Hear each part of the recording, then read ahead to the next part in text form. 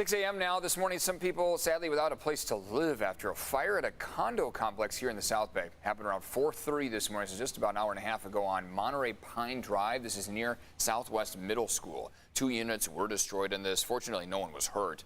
Firefighters are crediting smoke detectors for alerting everyone to get out safely.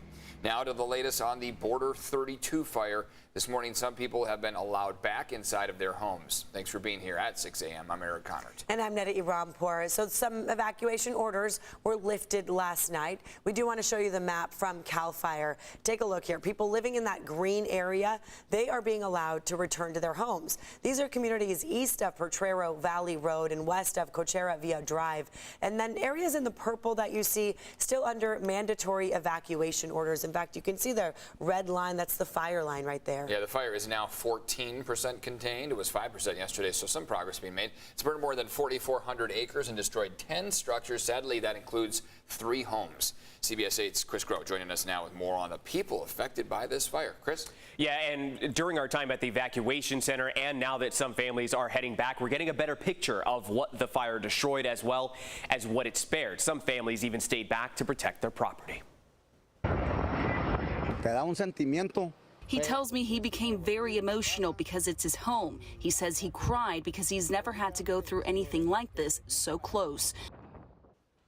That man is Ivan Valenzuela, and that cell phone video that you just saw shows just how close the fire got to his home. He and his wife have lived in Barrett Mobile Home Park for the past 15 years, and in that video that they showed us, you could see it again, feet within their home. Valenzuela told CBS 8 he actually grabbed a garden hose and used it to keep the flames at bay. Now, thankfully, no one was hurt in this fire from his family, but it did destroy a total of 10 structures, including 3 homes and 3 RVs. According to CAL FIRE, more than 1,500 people were forced out of their homes.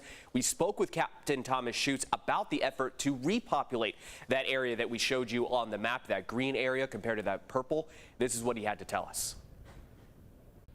Repopulation is such a big deal for us, such a big deal for the residents. We know that the moment that the smoke kind of dissipates, folks expect to go back home. And so part of it's an educational component, letting folks know we're still out there working hard. Their utilities still need to do their job and make sure they have power when they do get home.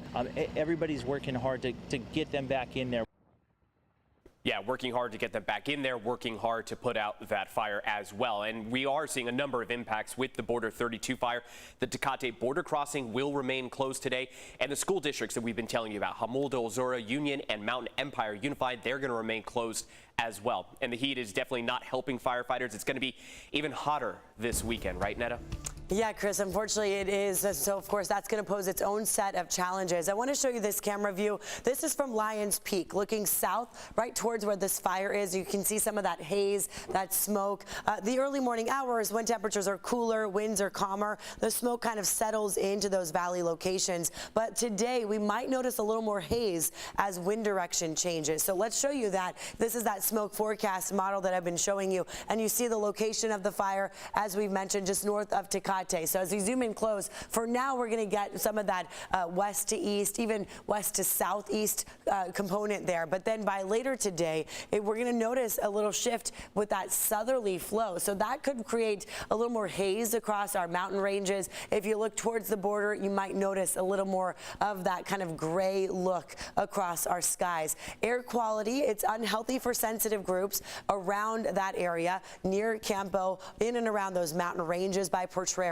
Temperature-wise right now in the 70s. Normally, though, you wake up to the 60s. So we're definitely not getting too much relief overnight. We're staying fairly warm for us. And then wind speeds anywhere from 8 to 10 miles per hour. That's all I've seen by the fire, at least this morning, 11 in Escondido right now. We are going to see those winds change direction, as I mentioned. So when that southerly flow comes through, that's when more of that smoke will spread. The fire activity might change a little bit. But later on this afternoon, that onshore flow is also going to come through the coast, which is why today will be a little bit cooler. I'll talk more about those temperatures coming up here this weekend. I will warn you, back to the triple digits pretty quickly here for Saturday, Sunday, even Monday. Eric?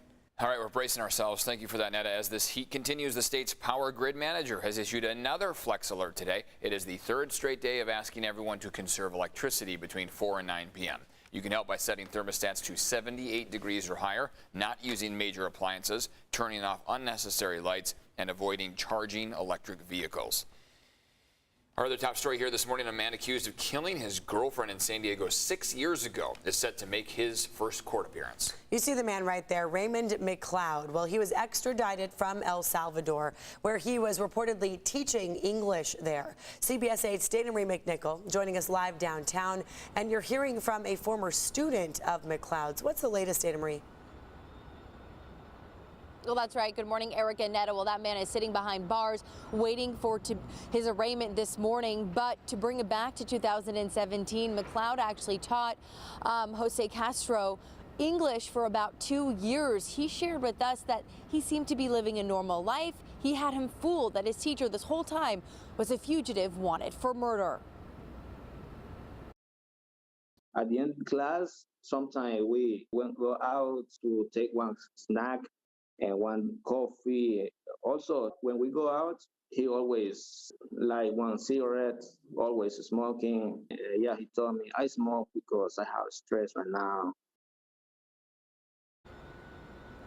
Now, McLeod was arrested Monday afternoon. Authorities had received a tip that he was teaching English there in El Salvador. He was actually on the U.S. Marshals Most Wanted list, accused of murdering his girlfriend, 30-year-old Crystal Mitchell. She was found beaten and strangled in 2016 in an apartment off Mission Gorge Road. The two had been dating and were in San Diego visiting friends when Crystal was killed. Police found evidence of foul play and discovered that McLeod was the last person to see her alive. Now he's described as a Marine, an avid bodybuilder with tattoos, and a heavy drinker. Looking back, Josue says McLeod totally had him fooled. We spoke to him from Los Angeles, where he now works at a restaurant. He told us that McLeod never drove a vehicle and claimed he lived in a rented apartment.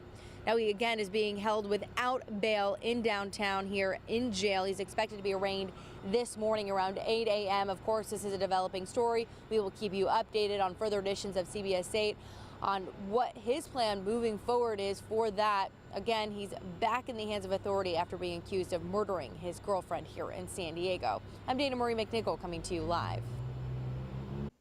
All right, Dana Marie, thank you for that. This morning, San Diego State reporting the first monkeypox case among its students. Officials say the student lives off campus, has had limited access to campus, and is now isolating and recovering. The university is saying this exposure risk to others on campus is low. People identified as close contacts have already been contacted by student health services. And this morning, county health officials working on a rollout plan for the newly approved COVID booster shots. The CDC just signed off on the updated Pfizer and Moderna COVID boosters. Pfizer now says 100,000 doses have already been shipped to 62 locations around the country. County health officials expect to get the first batch of both boosters by early next week. Well, AAA predicts this afternoon will be the busiest travel time of Labor Day weekend. The travel app Hopper predicts close to 13 million Americans will fly. And this morning, the Department of Transportation, they launched an online dashboard here so you can see what airlines are offering in the event of a delay or a cancellation. Those have been happening a lot lately. That includes meal vouchers or even hotel stays. You can find a link at cbs8.com. Just be sure to click on the help button.